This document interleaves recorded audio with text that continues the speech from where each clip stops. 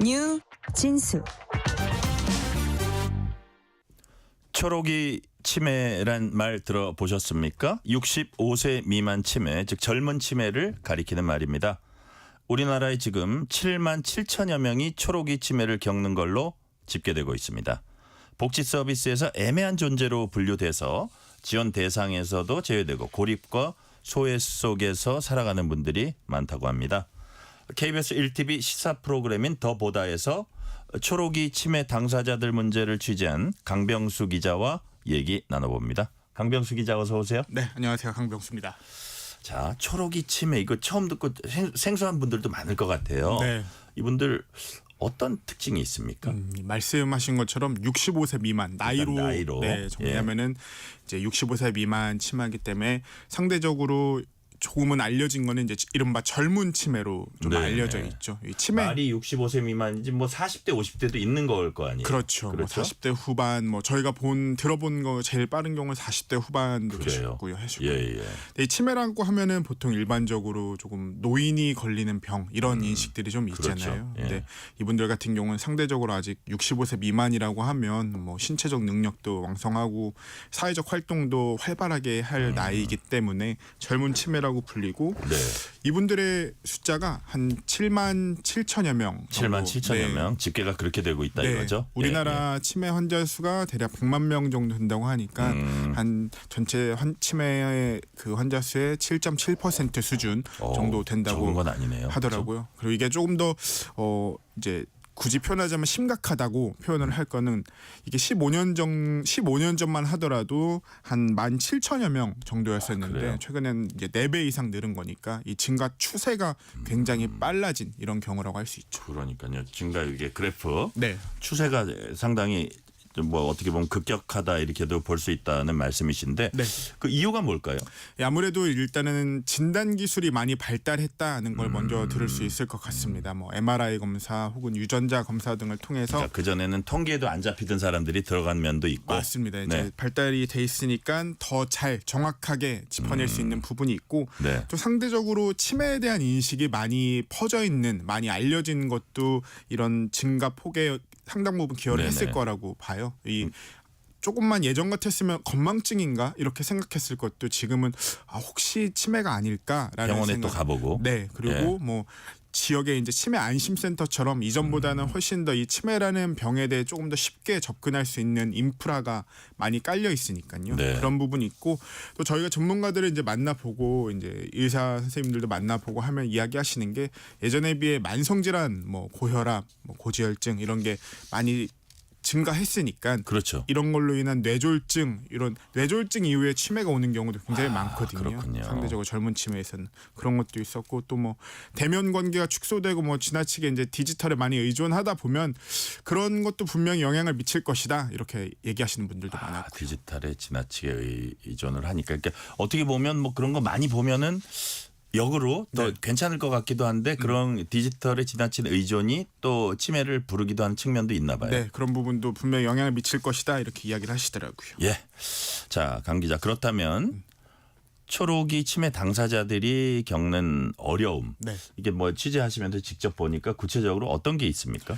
저희가 좀 크게 한 심리적인 어려움 또 경제적인 어려움 이렇게 좀 나눠볼 수 있을 것 같은데 저희가 직접 뵌 초록이 치매 당사자분들 같은 경우에는 실제로 보면 이분이 치매라고 이렇게 생각할 수 있는 분들이 굉장히 많아요. 어떻게 겉으로 보기에는 전혀 이상이 없어 보여요. 그렇죠. 저희 뭐 일반적인 의사소통이나 짧게 이루어지면은 약간씩 헷갈리는 건 있지만 서로 말하고 대화하고 하는 게 자연스럽게 이어지고 저희가 뭐 인터뷰를 하고 하더라도 그런 인터뷰하는 게 어렵지 않고 그래서 저희도 처음에 이분이 치매라고 이렇게 생각할 수 있는 분들이 많았는데 이야기가 좀 길어지다 보면 뭐 했던 말을 계속 반복하신다거나 또 저희가 좀 극적으로 봤던 사례들이 이 엘리베이터 숫자를 헷갈려 하시는 거예요. 그래서 예를 들어서 자기가 뭐 10층을 가야 되는데 그걸 까먹는 거예요. 이렇게 엘리베이터 숫자를 보면서도 10자가 여기 분명 있는데 어디가 십자지 이렇게 하면서 한참 엘리베이터 앞에서 헤매시더라고요. 그래요. 그러다 보니까 이제 밖에 외출도 계속 좀 적게 하게 되고 이게 이른바 이제 극적인 사례라고 좀 표현을 할 수 있을 것 같은데 진짜 제일 극적인 사례는 가족 얼굴을 모른다는 거 아니에요. 그렇죠. 그러니까요. 많이 진행된 경우는 옛날에 좀 레이건 대통령이 돌아가실 때는 자기 부인 낸시 레이건 얼굴을 몰라보고 저기 했다는 거 아닙니까? 치매에서는. 예. 네. 근데 그 정도 환자까지는 이번 취재에서는 보신 건 아니죠. 그렇죠. 저희가 이제 이야기를 할 수 있고 어느 정도의 이제 의사소통은 되는 의사소통을 사람들 될 수 있는 분인데 인터뷰를 해야 되니까. 네. 근데 이게 어떻게 보면 초록의 치매의 특성을 나타내는 부분이기도 한 것 같아요. 이렇게 겉으로 봤을 때는 저분이 치매라고 생각할 수 있는 분들이 많은데 밖에서도 그러다 보니까 일자리나 이런 데서도 본인도 자신이 치매라는 사실을 인정하고 싶지 않고 또 옆에 있는 분들도 치매라고 이렇게 생각할 수밖에 없는 상황인데 일 같은 게 계속 실수가 반복되는 거죠. 그러다 보면 취업을 하더라도 자꾸 일을 하더라도 예. 계속 실수가 반복되니까 처음에는 왜 이렇게 부주의하지 이런 식으로 하다 보면 이 사람은 일종의 낙인 효과 같은 게 좀 생길 수도 있고 또 네. 실제로는 본인이 아직 내가 아까 말씀드린 것처럼 치매라고 하면 이른바 노인이 걸리는 병 한참 뭐 이게 뇌의 기능이 떨어지는 거잖아요. 한참 뒤에나 나한테 찾아올 수도 있는 병 이렇게 생각했는데 내가 아직 왕성하게 사회활동을 하는 나이에 내가 치매라니라는 생각 때문에 그로 인한 뭐 우울증이나 불안장애 이런 것들도 이해가 굉장히 됩니다. 크다고 하시고 또 하나는 이 나이가 그렇다 보니까 한창 경제 활동을 하실 나이잖아요. 그런데 이 어쨌든 치매가 찾아왔다 보니까 일을 더 이상 할 수 없는 경우가 네, 많아지고 가족들 먹여 살려야 되는데 먹여 살려야 되고 하는데 네. 가장으로서 역할을 못한다. 또 내가 가족한테 너무 짐이 된다라는 죄책감뿐만 아니라 실제로 일을 못하다 보니까 갑자기 너무 큰 경제적 부담이 오는 경우도 있어서 초록이 치매 당사자분들 같은 경우는 이런 이중의 좀 고통을 받고 있다. 이중의 부담이 있다. 이렇게 저희가 관찰한 바로는 느껴지더라고요. 강병수 기자 얘기 듣고 보니까 이런 거군요. 그러니까 겉으로 보기에는 일하는데 전혀 지장이 없어 보이는데 맞습니다. 실제로 하다 보면 좀 실수를 하네 했는데 그게 전반적인 기능이 잘 안 되는 거예요. 그렇죠. 그러니까 본인도 직장에서 적응하지 못하고 집안 식솔들은 먹여 살려야 되는데 거기에 대한 이제 불안감, 우울증이 있을 그렇죠. 거고. 자, 그래서 직장에서 잘 적응 못하는 그런 얘기까지 했는데 근데 이 초록이 치매 당사자 이렇게 제법 늘어났는데 네. 정작 이분들이 갈 곳이 없다고 합니다. 그건 또 무슨 얘기예요? 저희가 취재를 하면서 제일 많이 들었던 말이 진짜 내가 이제 정말 치매 환자인데 치매 네, 당사자인데 정작 가서 쉴 곳 치료받을 곳이 마땅치 않습니다라는 말을 당사자분 또 가족분들한테 제일 많이 들었어요. 그래요? 이 말인즉슨 여전히 우리 사회의 이 치매 관련 돌봄 이 이른바 인프라가 대부분이 노년 치매 중심으로 돼 있거든요. 네네. 그러다 보니까 이분들 같은 경우는 일종의 치매 사각지대인 거죠. 왜냐하면 초록의 치매 당사자분들 같은 경우에는 아까 말씀드린 것처럼 여전히 신체적으로 좀 건강하고 또 인지 능력이 퇴화했다고 하더라도 이렇게 한 번에 확 떨어지는 게 아니라 조금씩 떨어지는 경우가 많기 때문에 많은 걸 기억하고 여전히 할 수 있는 게 많다고 네네. 스스로 생각하는 분들이 많은데 이 치매 안심센터 같은 경우에도 우리나라 이 치매 안심센터가 굉장히 잘 인프라가 꾸려져 있는데 반해 굉장히 노인분들 중심으로 돼 있다 보니까 그러니까 노인분 중심 가고 나면 이렇게 채우고 나면 그분들이 사실 들어가기도 힘들겠네요. 그렇죠. 자리도 네. 없을 뿐더러 설령 간다고 하더라도 거기서 대부분 하는 프로그램이 뭐 명상 치료, 그다음에 뭐 회상 치료 이렇게 상대적으로 노인분들 같은 경우에는 신체적 능력도 같이 많이 떨어진 상태이기 때문에 조금 더 정적인 치료가 프로그램이 많이 있는 거죠. 근데 이게 이분들하고는 맞지 않는 경우가 굉장히 많이 있고 또 하나는 보통 가서 네. 그 말 들었던 것 중에 가장 와닿았던 게 이 노인 그 치매 환자분들이 온 초록의 치매 당사자들한테 너는 여기 젊은데 왜 여기에 와 있니? 라고 이렇게 이야기를 한다는 거예요. 이게 가서 뭔가 말이 좀 통하고 서로 대화도 교류하고 뭔가 정서적으로 좀 안정되고 이런 거를 기대하고 갔는데 상대적으로 이제 연배 차이도 많이 나고 하니까 본인이 거기 이 어떤 활동 같은데 쉽게 적응하기도 어려웠다. 그래서 어린 결국에- 사람이 여기 왜 왔어 이런 거네요. 그렇죠. 예. 그러니까 그러다 보니까 초록이 치매 당사자분들 같은 경우에 가서 막상 적응하기가 쉽지 않았다라는 것도 있고, 또 하나는 이 실제 현장에서 치매 안심센터 같은 데서 이 치매 당사자분들을 돌보는 인력 역시도 아직 초록의 치매라는 게 좀 낯선 분들이 많은 거예요. 그러니까 이거 어떻게 일 많아 죽겠는데 왜 이런 사람들까지 오지? 아유. 이런 생각을 할 수도 있을 것 같아요. 그것도 그렇고, 또 이분들한테 뭔가 조금 더 효과적으로 프로그램을 어떻게 짜야 할지에 대한 연구 같은 게 상대적으로 여전히 좀 부족할 수밖에 없기 때문에 이 치매 안심센터를 찾는 비율이 한 1.7% 수준, 굉장히 적은 수준에 머물고 그래요? 있다고. 초록이 치매 당사자 경우에는 맞습니다. 오 그렇군요. 그럼 여기도 끼지 못하고 저기도 끼지 못하고 네. 이렇게 되면 이제 어떻게 되냐면 이 돌봄을 가족들이 이제 전담하게 되는 경우가 많습니다. 네. 왜냐하면 어떻게 좀 조치는 받아야 되는데 여기저기 끼지 못하고 하니까 결국 가족이 그걸 맡게 될 수가 있는데 가족들은 또 얼마나 어렵겠어요. 이게 사실 의학적인 어떤 처치를 하는 거고 처방을 하는 거고 이렇게 해주는 건데 진료를 해주는 건데 가족들이 그거를 가족들은 가장 그 절실하긴 하지만 비전문가잖아요. 그렇죠. 가족들이 어렵겠어요. 아,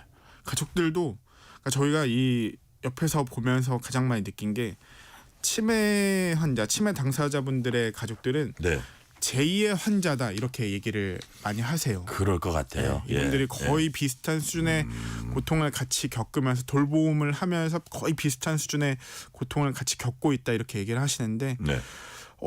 실제로 저희가 만나본 그 가족분 같은 경우에는 자기가 보냈던 남편을 돌보는 부인분이었었는데 자기가 그 남편을 초록의 치매 당사자인 남편을 돌봤던 시간이 고립의 시간이었다 이렇게 표현을 하더라고요. 이분 그 치매 당사자, 가장으로서 제 역할을 충분히 해왔던 분인데 치매가 딱 판정이 된 순간부터는 네. 뭐 친구도, 그리고 원래 본인이 알았었던 지인들로부터 또 가족들로부터 다 조금씩 멀어지다 보니까 결국에는 나만이 책임질 수밖에 없는 상황에 이르렀고, 내가 마치 어린아이를 돌보는 것과 똑같다 이렇게 표현을 하더라고요. 네네. 기자님 어린아이 키워보셨어요? 이런 다음에 한순간이라도 눈에 안 보이면 안 되잖아요. 저도 똑같아요. 이렇게 이야기를 하시더라고요. 근데 그러다 보니까, 상황이 이러다 보니까 어쨌든 경제적으로 이 치매 당사자분이 더 이상 일을 조금 할 수 없게 된 상황이라면,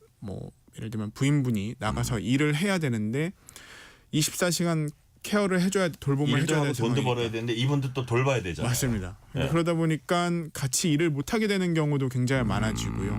돈이 한창 많이 들어갈 시기인데, 상대적으로 초록의 치매 당사자분의 가족 같은 경우는. 그런데 들어오는 수입이 없으니까 경제적 기반이 붕괴되는 게 크고, 또 하나는 말씀드린 것처럼 이런 어려움들을 교류할 만한 장들이 많이 없다고 그래요. 네. 가족분들 같은 경우가. 그러다 보니까 이게 가족분들의 어떤 정서적인 심리적인 우울증 같은 걸로도 찾아와서 정말 그 고립의 시간이었다라고 되게 담담하게 이야기하시지만, 그 담담하게 말하시기까지 그 뒤에 쌓인 수많은 시간들이 얼마나 어려웠을까라는 게 참 느껴지는 그런 순간들이 많았습니다. 그러니까요. 이게 정말 가족도 불행해지고 당사자는 더더욱 불행해질 수 있는 그런 문제이기 때문에 네. 국가적인 차원에서 정말 체계적인 어떤 그 안전망이 있어야 될 거라는 생각이 들고요. 맞습니다. 관련되는 질문 뭐 드리면은 그렇다면 상대적으로 좀 젊으신 그 치매 겪고 계신 분들이기 네. 때문에 초록이 치매 저 당사자들이 자녀들도 좀 어릴 거 아니에요. 네, 맞아요. 그래서 뭐 영 케어러라는 표현을 씁니다. 네. 영어로. 그럼 취재 과정에서 그런 분들이 정말 어려움을 호소하고 이런 것도 좀 얘기를 들었습니까? 어떻습니까? 저희가 뵀던 이제 실제 그 영케어러, 네. 어머니가 치매에 걸리셔서 따님이 이제 전적으로 그 돌봄을 했던 상황인데, 그 따님이 저희한테 한 얘기가, 엄마가 치매라는 걸 딱 진단을 받고 돌아오는 차 안에서 정말 울 수 있을 만큼 다 울고, 그 다음에 들었던 생각이, 앞으로 나 어떡하지? 나 앞으로 결혼은 할 수 있을까? 라는 생각이었다는 거예요. 네. 네. 근데 그게 저는 되게 현실적으로 많이 다가왔었어요. 아, 정말 치매 당사자 치매 환자가 생기면 이 돌봄을 책임지는 분은 거의 24시간이 치매 당사자와 함께하는 시간이라고 느껴졌거든요. 포기하지 않는 한 시간이 너무 들고 맞습니다. 그런 거네요. 네. 예. 그래서 상황이 이렇다 보니까 이분들 같은 경우는 나이가 보면은 뭐 정말 진짜 나이가 어린 분들 같은 경우에는 자녀분들 중고등학생인 분들도 있을 테고 하면 학업도 해야 되고 대학생분들 같은 경우에는 취업도 신경 써야 되고 그러니까요. 조금 나이가 더 드셨다 할지라도 뭐 결혼도 있고 이렇게 삶에 있어서 중요한 순간순간들이 있는데 그런 개인의 삶에 대한 고민과 함께 이 부모님에 대한 돌봄도 함께 진행해야 되니까 그것도 마찬가지로 그 이중에 좀 고통이 있었고 네. 이분들도 뭐가 그럼 제일 어려우세요라고 하니까 특히나 지방에 있는 영케어러 분들 같은 경우는 이 치매에 대한 정보 자체를 얻기가 너무 어려웠다는 거예요. 그래서 뭐 인터넷으로 카페 뒤지고 뭐 초록이 치매 환자분들이 모인 뭐 특정 카페에서 정보를 얻고 하는데 부정확한 경우도 많고 하니까 네네. 거기서 이제 소비되는 시간들이 아까웠었다 이런 경우도 많이 얘기하시더라고요. 그러니까요. 자, 문자가 계속 올라오는데 제가 일단 문자 3개 소개해 드릴게요. 먼저 7097님이 딱 짤막한 질문 주셨어요. 60세 되면 보건소에서 치매 검사 해주나요? 딱 물어보셨는데 저희 제작진이 답변까지 붙여주셨네요. 네. 주민등록상 주소지 관할 보건소 또는 치매 안심센터에서 무료로 검사 받으실 수 있습니다. 관할 보건소 혹은 치매 안심센터에서 치매 검사 무료로 받을 수 있습니다. 좀 이거 좀 이상하다 싶으실 때는 바로 검사 받아보는 거 좋으실 것 같고요. 자, 8624님이 초록이 치매 생소했는데 뇌졸중 이후로 이어질 수 있다니까 정말 무섭습니다. 일머리가 없다고만 생각할 게 아니라 유심히 지켜봐야 할 것 같습니다. 내 주위에도 그런 분이 없는지 서로 이렇게 좀 관찰하는 것도 필요할 것 같고요. 네. 1208님이 치매 너무 무서워요. 당사자는 물론 돌보는 가족도 정신적, 경제적으로 힘들 것 같습니다. 정부가 나서야 할 것 같습니다. 그래서 제가 지금 드리는 질문입니다. 정부도 이제 대책을 내놨다고 합니다. 어떤 내용인지 또 강병수 기자는 이걸 어떻게 평가하십니까?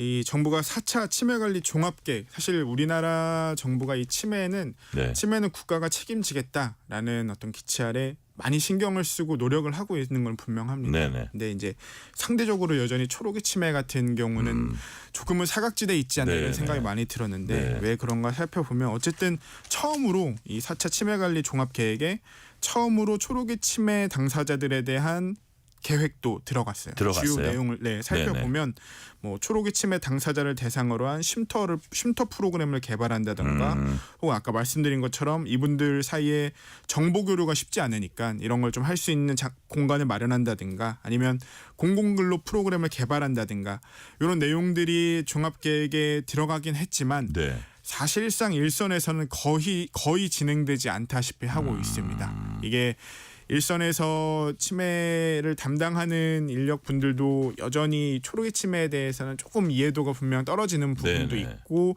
어쨌든 많은 경험을 하지 못하니까 이게 좀 숙성되는 과정도 좀 여전히 부족한 부분이 있고요.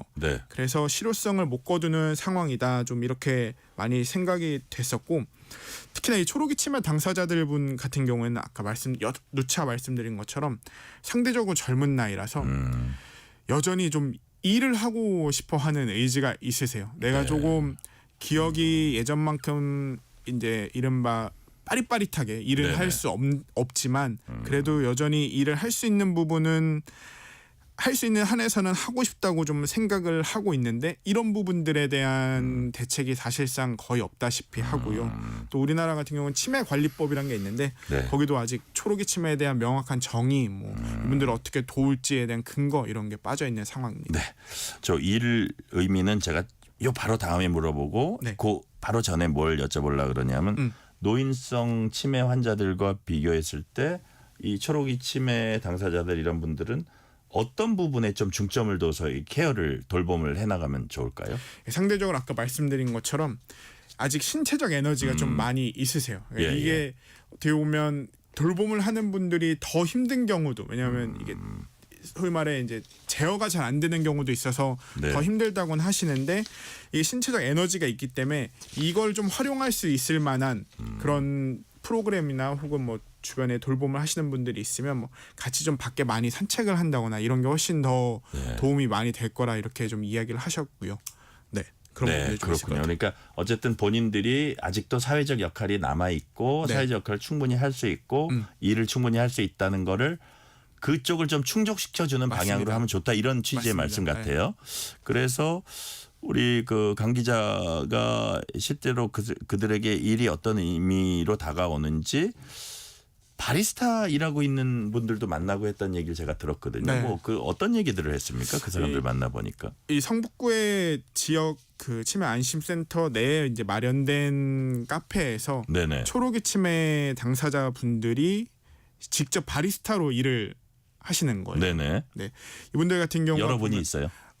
저희가 봤던 거는 당일 현장에선 2분을 봤고 아마 한 7, 8분 정도가 그래요? 네, 돌아가면서 실제 일하시는 방식으로 계속 그러니까 그 카페는 어쨌든 그분들이 이게 구성이 돼가지고 운영을 하는 카페네요. 맞습니다. 오, 그래요. 이제 도와주시는 분이 한 분 바리스타가 있고 2분씩 파트너가 돼가지고 네. 카페를 운영하는 상황이었었는데 좋은 모델인데. 네. 예, 예. 이분들 같은 경우에는 분명히 속도는 조금 느려요. 뭐 우리가 기다리면 바로 뭐 프랜차이즈 카페처럼 탁 커피가 대령되는 네. 그런 상황은 아니지만 정말 그냥 주문을 받고 어떻게 만드는지 레시피가 있으면 예. 그 레시피를 찾아보면서 만드시고 종종 주문이 몰리면 예. 주문을 까먹으시는 경우도 있습니다.